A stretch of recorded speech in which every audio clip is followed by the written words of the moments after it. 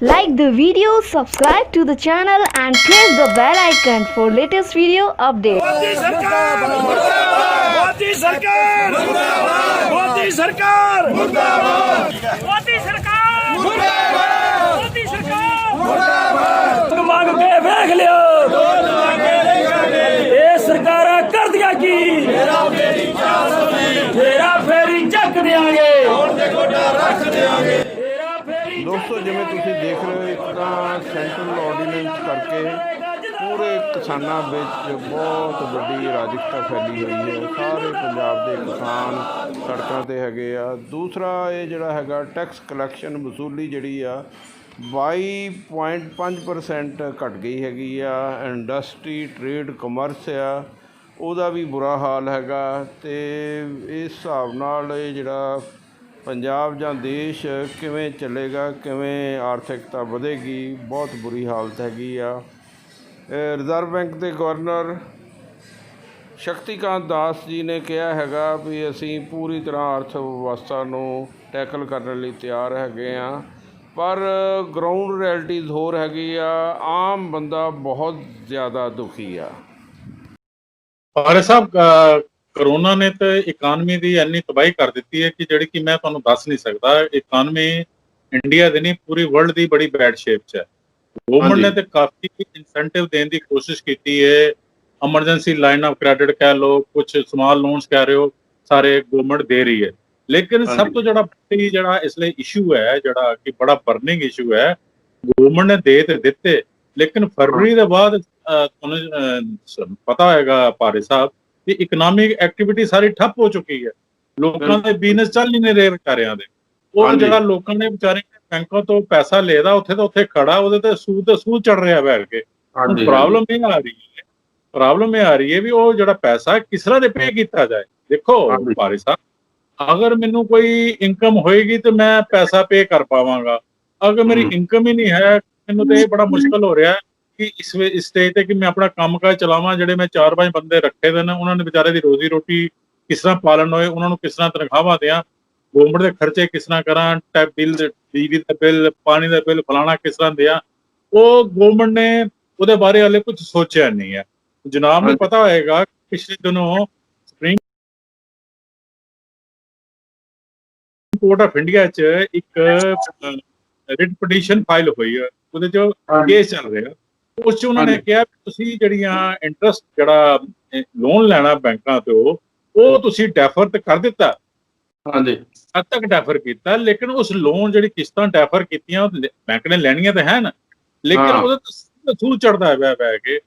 ਔਰ ਲੋਕਾਂ ਨੇ ਉਹੀ ਕਿਹਾ, ਮਾਨਨੀ ਸੁਪਰੀਮ ਕੋਰਟ 'ਚ ਇਹੀ ਕਿਹਾ ਵੀ ਕਮਾਈ ਤਾਂ ਸਾਨੂੰ ਹੋ ਨਹੀਂ ਰਹੀ, ਤੇ ਜਾਂ ਤੇ ਇਹਨੂੰ ਇੰਡੈਫੀਨਿਟ ਪੀਰੀਅਡ ਵਾਸਤੇ ਡੈਫਰ ਕੀਤਾ ਜਾਏ ਜਾਂ ਇਹਨੂੰ ਸੂਦ ਦੀ ਕੋਈ ਵੇਵਰ ਦਿੱਤੀ ਜਾਏ, ਜਿਹੜਾ ਕਿ ਇੱਕ ਬੜਾ ਬਰਨਿੰਗ ਇਸ਼ੂ ਹੈ।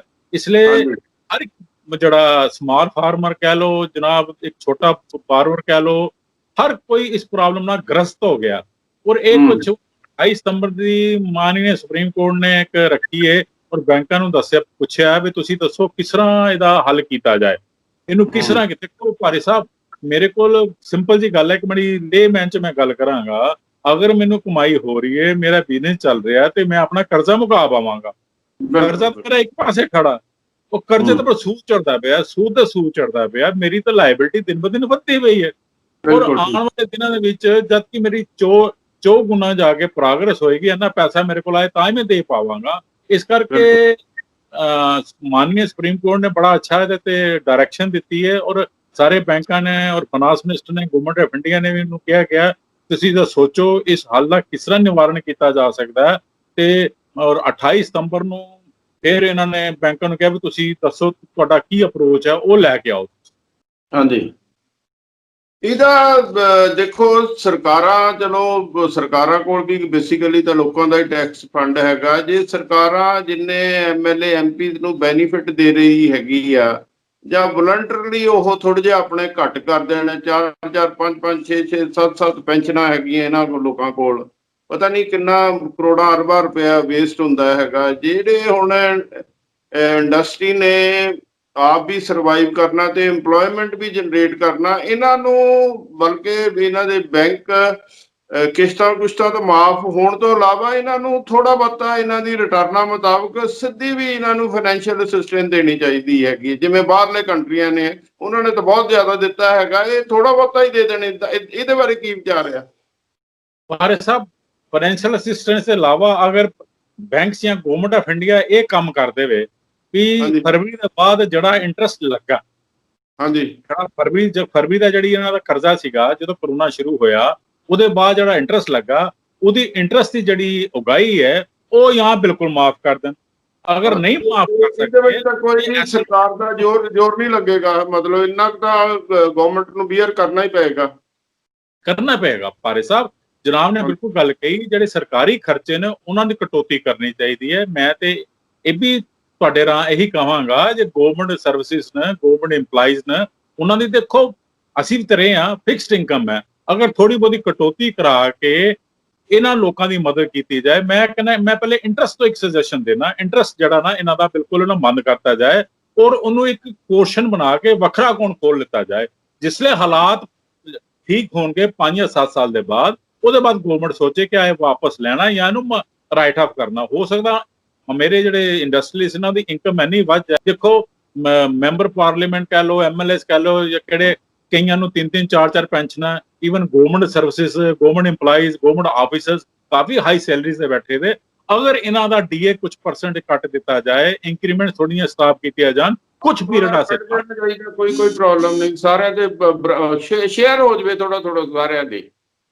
ਹਾਂ, ਦੇਖੋ ਨਾ ਇਹਨਾਂ ਦਾ ਕੁਝ ਨਾ ਕੁਝ ਕਟੌਤੀ ਕਰਕੇ ਦੇ ਇਹਨਾਂ ਨੂੰ ਦਿੱਤਾ। ਦੇਖੋ ਪਾਰੇ ਸਾਹਿਬ, ਅਗਰ ਇੰਡਸਟਰੀ ਡੁੱਬ ਗਈ, ਮੇਰੇ ਜਿਹੜੇ ਸਮਾਲ ਫਾਰਮਰ, ਸਮਾਲ ਪਾਵਰ ਡੁੱਬ ਗਏ, ਇੰਪਲਾਇਮੈਂਟ ਖਤਮ ਹੋ ਜਾਏਗੀ, ਬੇਰੋਜ਼ਗਾਰੀ ਬੜੀ ਵੱਧ ਜਾਏਗੀ। ਇਸ ਲਈ ਤੇ ਸਭ ਤੋਂ ਵੱਡਾ ਜਿਹੜਾ ਕੁਐਸਚਨ ਸਾਡਾ ਹੈ ਸਰਵਾਈਵਲ ਦਾ, ਅਸੀਂ ਸਰਵਾਈਵ ਕਿਸ ਤਰ੍ਹਾਂ ਕਰਨਾ। ਜਨਾਬ ਵੀ ਮਾਰਕੀਟ 'ਚ ਜਾਂਦੇ ਹੋਣਗੇ, ਆਪਾਂ ਵੀ ਜਾਈਏ ਮਾਰਕੀਟ 'ਚ ਬਹਿ ਕੇ, ਕੰਮ ਬਿਲਕੁਲ ਨਾ ਦੇ ਬਰਾਬਰ ਹੈ। ਔਰ ਇਹਨਾਂ ਵਿਚਾਰਿਆਂ ਦਾ ਜਿਹੜੇ ਬਾਰਵਰਸ ਨੇ, ਇੰਡਸਟਰੀਲਿਸਟ ਨੇ ਵਿਚਾਰੇ, ਇਹਨਾਂ ਨੂੰ ਇੰਨੀ ਪ੍ਰੋਬਲਮ ਆ ਰਹੀ ਹੈ ਵੀ ਕਿਸ ਤਰ੍ਹਾਂ ਨਾ ਸਰਵਾਈਵ ਕਰਨਾ। ਇਸ ਲਈ ਇਹਨਾਂ ਬੜੀ ਵੱਡੀ ਸਪੋਰਟ ਗਵਰਨਮੈਂਟ ਦੀ ਚਾਹੀਦੀ ਹੈ, ਇੱਕ ਪਿੱਠ ਦੇ ਪਿੱਛੇ ਹੱਥ ਚਾਹੀਦਾ ਹੈ ਤਾਂ ਕਿ ਗਵਰਨਮੈਂਟ ਇਹਨਾਂ ਨੂੰ ਸਪੋਰਟ ਕਰ ਸਕੇ। ਬਾਕੀ ਖਰਚੇ ਘਟਾ ਕੇ ਇਹਨਾਂ ਨੂੰ ਕੁਝ, ਜਿਸ ਤਰ੍ਹਾਂ ਬਾਕੀ ਫਾਰਨ ਗਵਰਨਮੈਂਟਸ ਨੇ ਇਹਨਾਂ ਨੂੰ ਇਨਸੈਂਟਿਵ ਦਿੱਤਾ, ਇੱਥੇ ਵੀ ਦੇਣਾ ਚਾਹੀਦਾ ਤਾਂ ਕਿ ਇੰਪਲਾਇਮੈਂਟ ਜਿਹੜੀ ਹੈ, ਇੰਪਲਾਇਮੈਂਟ ਘੱਟ ਨਾ ਹੋਏ, ਅਨਇੰਪਲਾਇਮੈਂਟ ਨਾ ਹੋਏ। ਇਸ ਲਈ ਮੇਨ ਕਾਰਨ ਹੈ ਰੋਜ਼ਗਾਰੀ ਦਾ, ਰੋਜ਼ਗਾਰ ਨਾ ਛਿਨਿਆ ਜਾਏ। ਕਾਫੀ ਲੋਕਾਂ ਦਾ ਰੋਜ਼ਗਾਰ ਛਿਨਿਆ ਗਿਆ। ਮੈਂ ਤੇ ਈਵਨ ਜਿਹੜੇ ਪ੍ਰਾਈਵੇਟ ਕੰਸਰਨਸ ਭਾਰੇ ਸਾਹਿਬ, ਮੈਂ ਤੁਹਾਨੂੰ ਸ਼ੇਅਰ ਕਰਾਂਗਾ, ਬੜੀ ਜਿਹੜੀਆਂ ਮਲਟੀਨੈਸ਼ਨਲ ਕੰਪਨੀ ਸੀਗੀਆਂ, ਉਹਨਾਂ ਨੇ ਵੀ ਇਸ ਨੂੰ ਕਿਹਾ, ਕੋਈ ਆਪਣੇ ਆਫਿਸਰਸ ਨੂੰ ਕਿਹਾ ਵੀ ਸਾਡਾ ਅਸੀਂ ਕ੍ਰਾਈਸਿਸ ਹੈ, ਅਸੀਂ ਤੁਹਾਨੂੰ ਅੱਧੀ ਤਨਖਾਹ ਦੇ ਪਾਵਾਂਗੇ, ਔਰ ਲੋਕੀ ਅੱਧੀ ਤਨਖਾਹ ਦੇ ਵੀ ਕੰਮ ਕਰਦੇ ਪਏ। ਮੈਂ ਨਹੀਂ ਮਤਲਬ ਹਰ ਇੱਕ ਨੂੰ ਮਤਲਬ ਕਲੈਕਟਿਵ ਮਤਲਬ ਸ਼ੇਅਰ ਕਰਨਾ ਪਏਗਾ ਇਹਦੇ ਵਿੱਚ ਇਕਨੋਮਿਕ ਪ੍ਰੋਸੈਸ 'ਚ। ਹਾਂ, ਮੈਂ ਇਹ ਨਹੀਂ ਕਹਿੰਦਾ ਵੀ ਅੱਧੀ ਕਰ ਦਿਓ, ਲੇਕਿਨ ਕੁਛ ਨਾ ਕੁਛ ਪਰਸੈਂਟੇਜ ਕਰਾ ਕੇ ਤੁਸੀਂ ਇਹਨਾਂ ਦਾ ਜਿਹੜਾ ਕੱਟ ਕਰਕੇ ਕਰ ਸਕਦੇ ਹੋ। ਹੁਣ ਅੱਜ ਦੀ ਡੇਟ 'ਚ ਦੇਖੋ ਭਾਰੇ ਸਾਹਿਬ, ਹਸਪਿਟੈਲਿਟੀ ਇੰਡਸਟਰੀ ਜਿਹੜੀ ਹੈ ਬਿਲਕੁਲ ਖਤਮ ਹੋ ਗਈ, ਖਤਮ ਹੀ ਹੈ ਜੀ। ਦੇਖੋ, ਹਾਂ ਬਿਲਕੁਲ ਟੂਰਿਜ਼ਮ ਇੰਡਸਟਰੀ ਬਿਲਕੁਲ ਖਤਮ ਹੋ ਗਈ। ਬੜੇ ਜਿਹੜੇ ਡਰਾਈਵਰ ਲੈ ਲਓ, ਜਿਹੜੇ ਡਰਾਈਵਰ ਵਿਚਾਰੇ ਟੈਕਸੀ ਚਲਾਉਂਦੇ ਜਾਂ ਕੁਝ ਚਲਾਉਂਦੇ, ਉਹਨਾਂ ਦੀ ਰੋਜ਼ੀ ਰੋਟੀ ਕਿਸ ਤਰ੍ਹਾਂ ਚੱਲਦੀ ਹੋਏਗੀ ਅਸੀਂ ਸੁਣ ਨਹੀਂ ਸਕਦੇ। ਹੋਟਲ ਵਾਲੇ, ਉਹਨਾਂ ਦੇ ਜਿਹੜੇ ਵੇਟਰ ਕੰਮ ਕਰਦੇ ਸਨ, ਫਲਾਣੇ ਕੰਮ ਕਰਦੇ ਸਨ, ਉਹਨਾਂ ਵਿਚਾਰਿਆਂ ਦਾ ਕਿਸ ਤਰ੍ਹਾਂ ਗੁਜ਼ਾਰਾ ਕਰਦੇ ਹੋਣਗੇ, ਕਿਉਂਕਿ ਟੂਰਿਸਟ ਤੇ ਬਿਲਕੁਲ ਆ ਨਹੀਂ ਰਿਹਾ। ਔਰ ਅਗਰ ਅੱਜ ਦੀ ਡੇਟ ਦੇ ਵਿੱਚ ਕਰੋਨਾ ਸਟੈਬਲਾਈਜ਼ ਵੀ ਹੁੰਦਾ, ਇਹਨੂੰ ਸਟੈਬਲਾਈਜ਼ ਹੁੰਦੇ 6 ਮਹੀਨੇ ਲੱਗ ਜਾਣੇ ਨੇ। ਔਰ ਭਾਰੇ ਸਾਹਿਬ 1 ਸਾਲ ਜਾਂ 1.5 ਸਾਲ ਜਿਹਦਾ ਬਿਲਕੁਲ ਬਿਜ਼ਨਸ ਬੰਦ ਰਹਿ ਜਾਏ, ਜਨਾਬ ਅੰਦਾਜ਼ਾ ਲਗਾ ਸਕਦੇ ਨੇ ਉਹਦੀ ਕੀ ਹਾਲਤ ਹੋਏਗੀ। ਦੇਖੋ ਫਿਕਸਡ ਕਾਸਟ ਕਪੂਰ ਸਾਹਿਬ, ਮੈਨੂੰ ਦੱਸੋ, ਇਹ ਜਿਹੜਾ RBI ਦਾ ਕੰਟੀਨਜੈਂਸੀ ਫੰਡ ਸੀ, ਪਿੱਛੇ ਜੇ ਇਹਨਾਂ ਨੇ 1 ਲੱਖ ਕਰੋੜ ਰੁਪਇਆ ਉਹ ਮਤਲਬ ਗਵਰਨਮੈਂਟ ਨੇ ਲੈ ਲਿਆ, ਮਤਲਬ ਕਿ ਜ਼ਬਰਦਸਤੀ ਮੈਂ ਤਾਂ ਕਹੂੰਗਾ ਲੈ ਲਿਆ। ਉਹਦੇ ਕੋਲ RBI ਦੇ ਗਵਰਨਰ ਕੋਲ ਕੋਈ ਆਪਸ਼ਨ ਨਹੀਂ। ਹੁਣ ਵੀ ਮੇਰੇ ਖਿਆਲ ਇਹਨੇ ਕਾਫੀ ਜ਼ਿਆਦਾ ਅਮਾਊਂਟ ਜਿਹੜੀ ਫਿਰ ਇਹ ਗਵਰਨਮੈਂਟ ਨੂੰ ਦਿੱਤਾ ਹੈਗਾ। ਇਹ ਪੈਸਾ ਰਿਜ਼ਰਵ ਫੰਡ ਨਹੀਂ ਰੱਖਣਾ ਚਾਹੀਦਾ ਸੀ, ਜਦੋਂ ਕਿਤੇ ਐਮਰਜੈਂਸੀ ਆਵੇ ਉਦੋਂ ਪੈਸਾ ਯੂਜ਼ ਹੋਵੇ। ਨਾਰਮਲ ਹਾਲਾਤਾਂ ਵਿੱਚ ਕਿਉਂ ਇਹੋ RBI ਚੋਂ ਇਹ ਪੈਸਾ ਗਵਰਨਮੈਂਟ ਲੈ ਲੈਂਦੀ ਹੈਗੀ? ਭਾਰੇ ਸਾਹਿਬ, ਇਸ ਤਰ੍ਹਾਂ ਹੈ, ਜਨਾਬ ਨੇ ਦੇਖਿਆ ਨਾ, ਜਿਹਨੇ ਬਿਜ਼ਨਸ ਐਕਟੀਵਿਟੀ ਬਿਲਕੁਲ ਬੰਦ ਹੋ ਗਈ, ਗਵਰਨਮੈਂਟ ਦਾ ਰੈਵਨਿਊ ਖਤਮ ਹੋ ਗਿਆ। ਜਨਾਬ ਨੇ ਦੇਖਿਆ ਹੋਗਾ GST ਦੀ ਜਿਹੜੇ ਕਲੈਕਸ਼ਨ ਹੈ ਬਿਲਕੁਲ ਨਹੀਂ। ਹੁਣ ਖਰਚੇ ਸਟੇਟਸ ਨੇ ਤੇ ਕਟਾਏ ਨਹੀਂ ਹੈ। ਔਰ ਸਾਡਾ ਬੜਾ ਫੈਡਰਲ ਸਟਰਕਚਰ ਹੈਗਾ, ਜਦ ਤੱਕ ਅਸੀਂ ਇੱਕ ਕਲੈਕਟਿਵ ਲੀਡਰਸ਼ਿਪ ਨਹੀਂ ਹੋਏਗੀ, ਇੱਕ ਵਨ ਨੇਸ਼ਨ ਵਨ ਥਾਟ ਨਹੀਂ ਹੋਏਗਾ, ਤਦ ਤੱਕ ਆਪਾਂ ਨਹੀਂ ਚੱਲ ਪਾਵਾਂਗੇ। ਅਸੀਂ ਲੋਕਾਂ ਨੂੰ ਸੈਕਰੀਫਾਈਸ ਕਰਨਾ ਪਏਗਾ। ਇੱਕ ਸੈਕਰੀਫਾਈਸ ਦੀ ਫੀਲਿੰਗ ਹੋਏਗੀ, ਸੈਕਰੀਫਾਈਸ ਦੀ ਫੀਲਿੰਗ ਦੇ ਨਾਲ ਸਾਨੂੰ ਜਿਹੜਾ ਨਾ ਲੋਕ ਗਵਰਨਮੈਂਟ ਨੂੰ ਰੈਵਨਿਊ ਦੇਣਾ ਪਏਗਾ, ਤਾਂ ਹੀ ਗਵਰਨਮੈਂਟ ਦੇ ਪਾਏਗੀ। ਹੁਣ ਅਸੀਂ ਹਰ ਕੋਈ, ਤੁਸੀਂ ਆਪਾਂ ਦੇਖਨੇ ਆ, ਹਰ ਕੋਈ ਸਟੇਟ ਡਿਮਾਂਡ ਕਰਦੀ ਹੈ ਜੀ ਮੇਰਾ GST ਦਾ ਇੰਨਾ ਪੈਸਾ ਦੇ ਦਿਓ, ਮੇਰਾ ਫਲਾਣਾ ਐਸਾ ਪੈਸਾ ਦੇ ਦਿਓ। ਗਵਰਨਮੈਂਟ ਕਿੱਥੋਂ ਲਿਆਏਗੀ? ਮੈਂ ਤੇ ਕੁਐਸਚਨ ਇਹ ਹੈ ਵੀ ਗਵਰਨਮੈਂਟ ਕੋਲ ਆਪਣੇ ਕੋਲ ਕੋਈ ਇਥਾ ਥੋੜਾ ਵੀ ਪ੍ਰਿੰਟ ਕਰਕੇ ਨੋਟਸ ਮਾਰਕੀਟ ਤੇ ਸੁੱਟ ਦੇਗੀ, ਕੱਢ ਨਹੀਂ ਸਕਦੀ। ਹਾਂਜੀ ਹਾਂਜੀ, ਉਹਨਾਂ ਨੇ ਇਹਦਾ ਇਕੱਠਾ ਕਰਨ ਵਾਸਤੇ ਇਹਦਾ ਇਹੀ ਹੈ ਵੀ ਕੰਟੀਨੈਂਸੀ ਫੰਡ ਇਹਨਾਂ ਨੇ ਲੈ ਲਿਆ।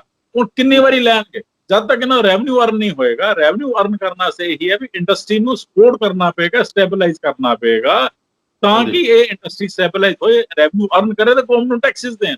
ਗਵਰਨਮੈਂਟ ਟੈਕਸਿਸ ਅਰਨ ਕਰ ਪਾਏਗੀ ਤੇ ਕਿੱਥੇ ਸਪੋਰਟ ਕਰ ਪਾਏਗੀ। ਔਰ ਇਹ ਵੀ ਇੱਕ ਤੁਹਾਡੇ ਤਾਂ ਹੀ ਇਹ ਵੀ ਕਹਾਂ, ਗਵਰਨਮੈਂਟ ਨੂੰ ਚਾਹੀਦਾ ਜਿਹੜੇ ਕੁਝ ਐਸੇ ਪ੍ਰੋਜੈਕਟਸ ਨੇ, ਜਿਹੜੇ ਇਨਫਰਾਸਟ੍ਰਕਚਰ ਦੇ ਲੌਂਗ ਟਰਮ ਦੇ ਪ੍ਰੋਜੈਕਟਸ ਨੇ, ਉਹਨਾਂ ਨੂੰ ਥੋੜੀ ਦੇਰ ਵਾਸਤੇ ਉਹਨਾਂ ਨੂੰ ਰੋਕ ਦੇਣਾ ਚਾਹੀਦਾ। ਇਸ ਲਈ ਸਰਵਾਈਵਲ ਹੈ ਇਨਸਾਨ ਨੂੰ ਬਚਾਉਣ ਦੀ, ਆਪਣੇ ਆਪ ਨੂੰ ਬਚਾਉਣ।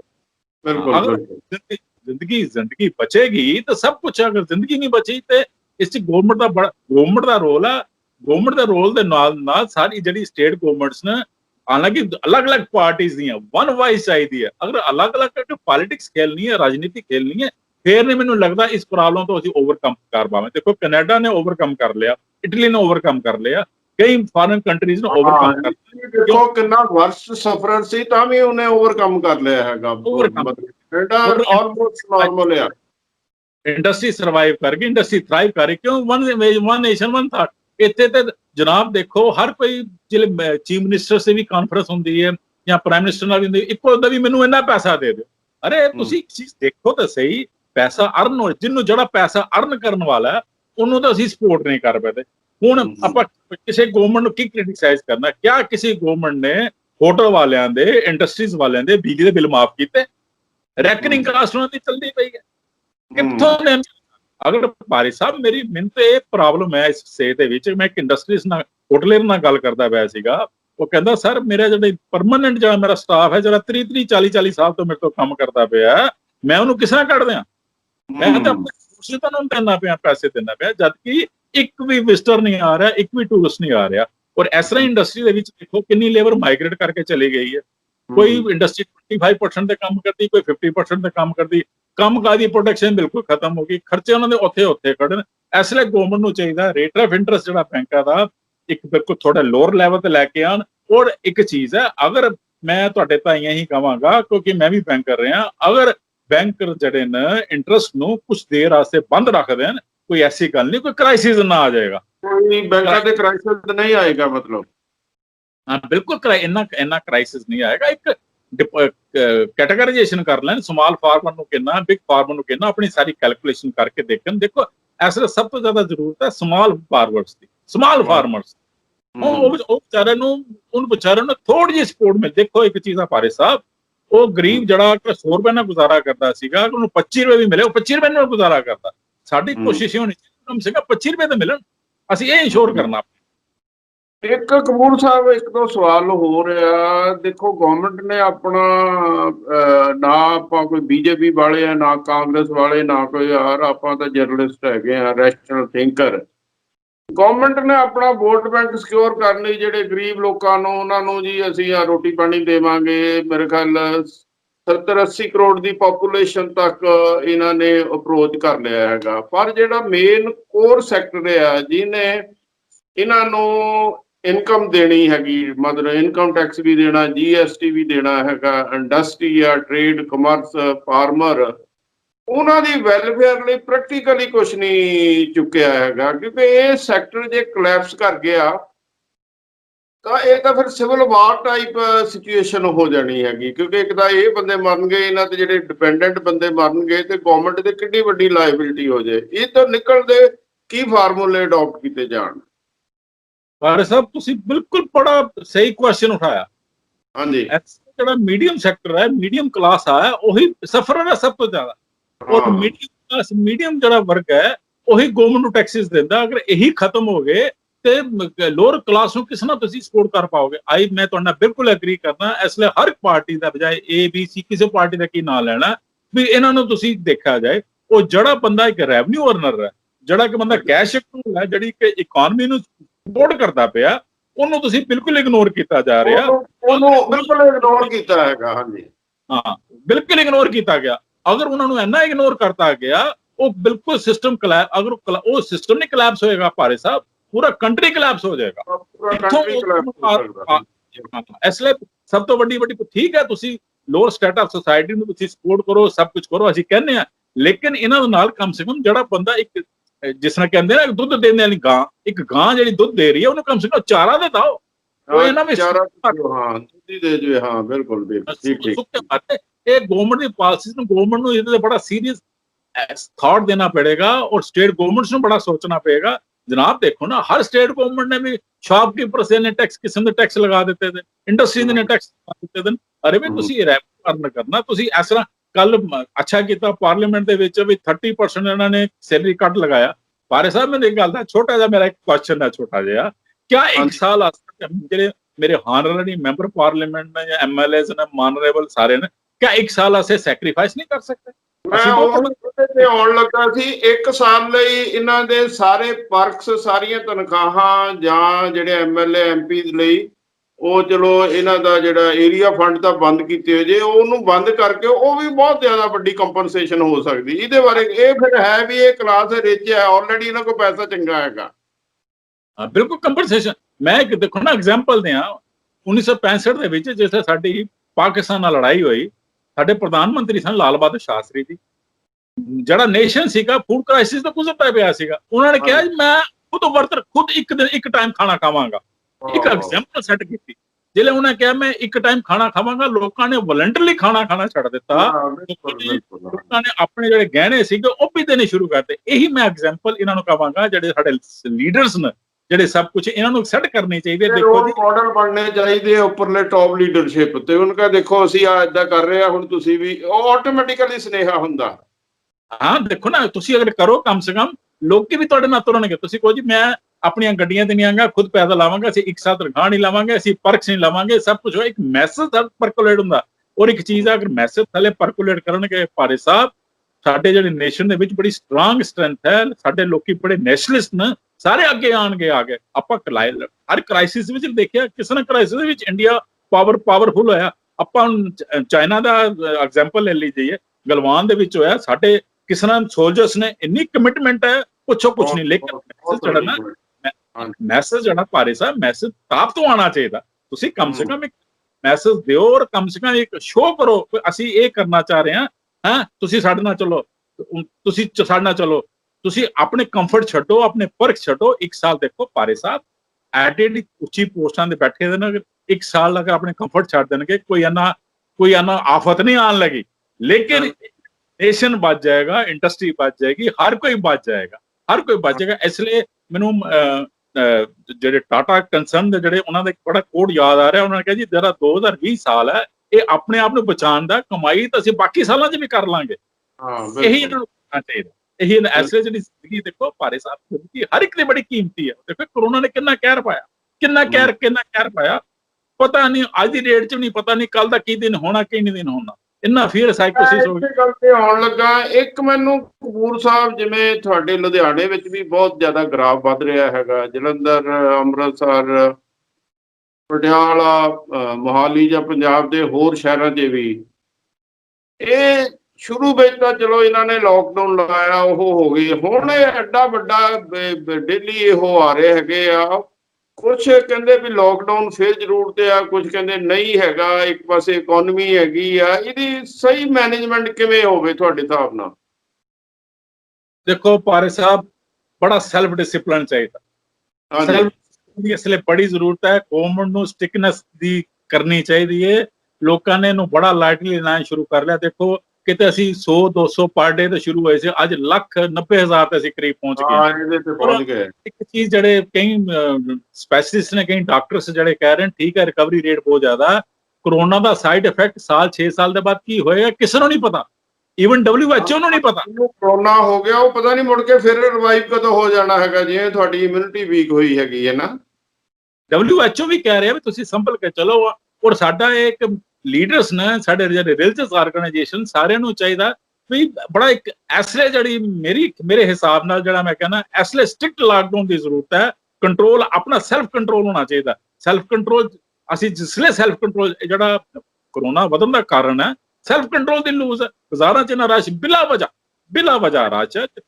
ਜਿੱਥੇ ਇੱਕ ਬੰਦਾ ਕੰਮ ਕਰ, 4 ਬੰਦਿਆਂ ਦੀ ਜਗ੍ਹਾ ਇੱਕ ਬੰਦਾ ਕੰਮ ਕਰ ਸਕਦਾ, ਇੱਕ ਬੰਦਾ ਕੰਮ ਕਰੋ, ਆਪਣਾ ਪ੍ਰੀਕਾਸ਼ਨਸ ਲੈ ਕੇ ਚਲੋ। ਮੈਂ ਤੇ ਕਈ ਵਾਰੀ ਦੇਖਿਆ ਭਾਟੇ ਸਾਹਿਬ, ਗਵਰਨਮੈਂਟ ਪੁਲਿਸ ਕਰ ਰਹੀ ਹੈ, ਕਿੰਨੇ ਕੀ ਪੁਲਿਸ ਕਰੇਗੀ, ਲੋਕਾਂ ਨੇ ਮਾਸਕ ਲਾਉਣਾ ਛੱਡ ਦਿੱਤੇ। ਇਹ ਕੋਈ ਗੱਲ ਜੱਚਦੀ ਥੋੜੀ, ਇੱਕ ਗੱਲ ਜੱਚਦੀ ਥੋੜੀ ਹੈ ਵੀ ਤੁਸੀਂ ਆਪਣਾ ਬਚਾਅ, ਤੁਸੀਂ ਤੁਹਾਡੀ ਇਮਿਊਨਿਟੀ ਸਟਰੋਂਗ ਹੈ, ਜਿਹੜੇ ਤੁਹਾਡੇ ਨਾਲ ਬੰਦੇ ਮਿਲ ਰਹੇ ਨਾ ਉਹਨਾਂ ਦੀ ਇਮਿਊਨਿਟੀ ਸਟਰੋਂਗ ਥੋੜੀ। ਔਰ ਹੈਲਥ ਇਨਫਰਾਸਟ੍ਰਕਚਰ ਤੇ ਇੰਨਾ ਸਟ੍ਰੇਨ ਪੈ ਰਿਹਾ, ਹਸਪਤਾਲ 'ਚ ਬੈੱਡ ਤੱਕ ਨਹੀਂ ਮਿਲ ਰਹੇ। ਉਹ ਪਰੇਸ਼ਾਨੀ ਕਿੰਨੀ ਹੈ, ਔਰ ਇਹਦੇ ਨਾਲ ਕੀ ਹੈ, ਹਰ ਲਾਈਫ ਅਫੈਕਟ ਹੋ ਰਹੀ।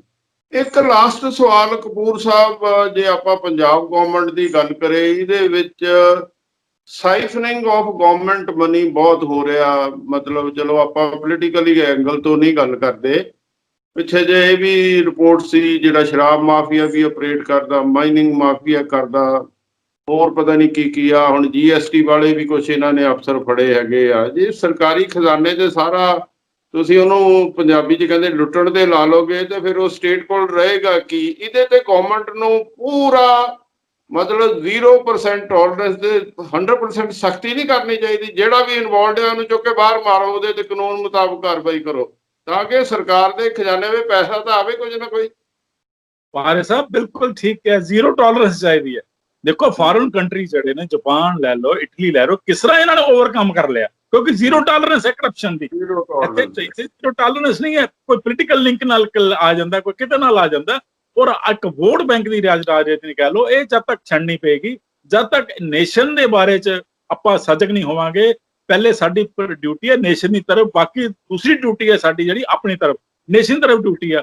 ਲੈਂਡ ਮਾਫੀਆ, ਸ਼ਰਾਬ ਮਾਫੀਆ, ਹਰ ਮਾਫੀਆ, ਕਰਪਸ਼ਨ ਗਵਰਨਮੈਂਟ ਨੂੰ ਰੋਕਣੀ ਪਏਗੀ।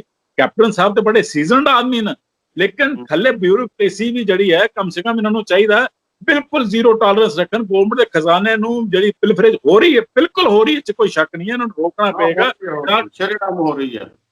ਔਰ ਇੱਕ ਸਟ੍ਰਿਕਟ ਐਕਸ਼ਨ ਲੈਣਾ ਚਾਹੀਦਾ, ਇੱਕ ਮੈਸੇਜ ਜਾਣਾ ਚਾਹੀਦਾ, ਇੱਕ ਮੈਸੇਜ ਆਏ ਜਿਹਦੇ ਨਾਲ ਕੀ ਹੈ, ਲੋਕਾਂ ਨੂੰ ਇੱਕ ਟੈਰਰ ਫੀਲ ਹੋਏ, ਲੋਕਾਂ ਨੂੰ ਡਰ। ਜਦ ਤੱਕ ਡਰ ਨਹੀਂ ਹੋਏਗਾ ਨਾ ਗਵਰਨਮੈਂਟ ਦਾ, ਐਡਮਿਨਿਸਟ੍ਰੇਸ਼ਨ ਦਾ, ਭਾਰੇ ਸਾਹਿਬ, ਇਹ ਚੀਜ਼ਾਂ ਚੱਲਣਗੀਆਂ। ਇਸ ਲਈ ਰੂਲ ਆਫ ਲਾ ਚਾਹੀਦਾ, ਔਰ ਐਸਟੈਬਲਿਸ਼ ਕਰਨਾ ਚਾਹੀਦਾ ਵੀ no corruption at all, no corruption at all. ਇੱਕ ਕਪੂਰ ਸਾਹਿਬ ਲਾਸਟ ਸਵਾਲ ਹੋ ਰਿਹਾ, ਮੇਰੇ ਨਾਲ ਹੀ ਮੇਰੇ ਦੋਸਤ ਆ, ਉਹ ਜਲੰਧਰ ਇੱਕ ਹੋਟਲ ਚਲਾਉਂਦੇ ਹੈਗੇ ਆ। ਚਲੋ ਉਹ ਕਰ ਹੋਟਲ ਬੜਾ ਪੁਰਾਣਾ ਆ, ਤੇ ਮੈਂ ਨਾਂ ਵੀ ਦੱਸ ਦਿੰਦਾ, ਸੇਖੋ ਗ੍ਰੈਂਡ। ਉਹ ਕਹਿੰਦੇ ਵੀ ਮੇਰਾ ਰੈਕਰਿੰਗ ਹੈਗਾ ਅਰਾਊਂਡ ਅਬਾਊਟ 1,55,000 ਦਾ ਖਰਚਾ, ਪਰ ਮੇਰੇ ਤੇ ਉਹ ਕੋਈ ਲੋਨ ਬੋਨ ਨਹੀਂ ਹੈਗਾ। ਇਹ ਹੁਣ ਮੈਂ ਜਲੰਧਰ ਦੀ ਦੇਖਿਆ ਜਾਵੇ ਤੇ ਪਿਛਲੇ 3-4 ਸਾਲ 'ਚ ਮੇਰੇ ਖਿਆਲ 20-25 ਵੱਡੇ ਹੋਟਲ ਬਣੇ, ਜਿਹੜੇ ਕਿ ਸਾਰਾ ਇਹ ਤੁਹਾਡੇ ਬੈਂਕਾਂ ਦਾ ਕਰਜ਼ੇ ਨਾਲ ਬਣੇ ਆ।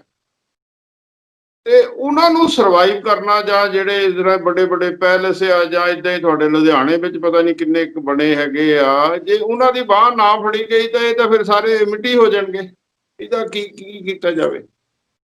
ਭਾਰੇ ਸਾਹਿਬ, ਮੈਂ ਉਹੀ ਜਨਾਬ ਨੂੰ ਕਿਹਾ ਨਾ, ਗਵਰਨਮੈਂਟ ਨੂੰ ਇਹਨਾਂ ਨੂੰ ਸਬਸਿਡੀ ਦੇਣੀ ਪਏਗੀ, ਇਹਨਾਂ ਦਾ ਇੰਟਰਸਟ ਵੇਵਰ ਕਰਨਾ ਪਏਗਾ, ਇਹਨਾਂ ਨੂੰ ਸਪੋਰਟ ਦੇਣੀ ਪਏਗੀ, ਕੈਸ਼ ਇਨਸੈਂਟਿਵ ਦੇਣਾ ਪਏਗਾ, ਤਾਂ ਜਾ ਕੇ ਸਰਵਾਈਵ ਕਰ ਪਾਣਗੇ। ਇਹਦੇ ਤੋਂ ਜਿਵੇਂ ਦਰਸ਼ਕੋ ਕਪੂਰ ਸਾਹਿਬ ਨੇ ਕਿਹਾ ਹੈਗਾ, ਜੇ ਤੁਸੀਂ ਇਕੋਨਮੀ ਜਾਂ ਜਿਹੜਾ ਮੇਜਰ ਸੈਕਟਰ ਹੈ ਜਾਂ ਇੰਡਸਟਰੀ, ਇਹਨੂੰ ਬਚਾਉਣਾ ਹੈਗਾ, ਇਹ ਸਮਝੋ ਇਵੇਂ ਲੱਗਦਾ ਜਿਵੇਂ ਰੀੜ੍ਹ ਦੀ ਹੱਡੀ ਆ ਬੰਦੇ ਦੀ, ਪੂਰੀ ਇਕੋਨਮੀ ਦੀ ਰੀੜ੍ਹ ਦੀ ਹੱਡੀ।